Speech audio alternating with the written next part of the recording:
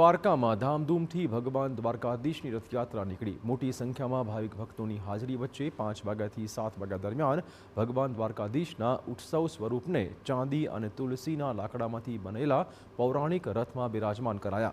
શાસ્ત્રોક્ત વિધિ પ્રમાણે જગત મંદિરની 4 પરિક્રમા કરવામાં આવી। પૌરાણિક માન્યતા પ્રમાણે પૂજારી પરિવાર દ્વારા પરિક્રમા સાથે રથને એક સ્તંભ સાથે અથડાવવામાં આવે છે અને એવું મનાય છે કે જેટલા જોરથી સ્તંભ અથડાવવામાં આવે તેટલો સારો વરસાદ પડે।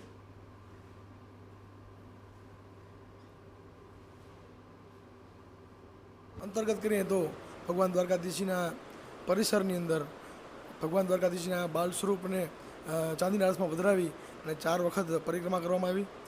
ए बाद भगवान द्वारकाधीश ने ए सेवा अंतर्गत भगवान ने 4 वखत आरती અને 4 वखत भगवान ने भोग आरवવામાં આવ્યો। બીજના દિવસે શ્રી દ્વારકાધીશ મંદિરમાં દ્વારકા ખાતે ભવ્ય રથયાત્રાનું આયોજન કરવામાં આવેલ અને એક ભક્ત તરીકે હું આમાં ઉપસ્થિત હતી અને શ્રી દ્વારકાધીશના ચરણોમાં મારો સ્વર રજૂ કરવાનો મને મોકો મળ્યો અને ખૂબ મારા માટે અમૂલ્ય અને અલૌકિક ભેટ છે।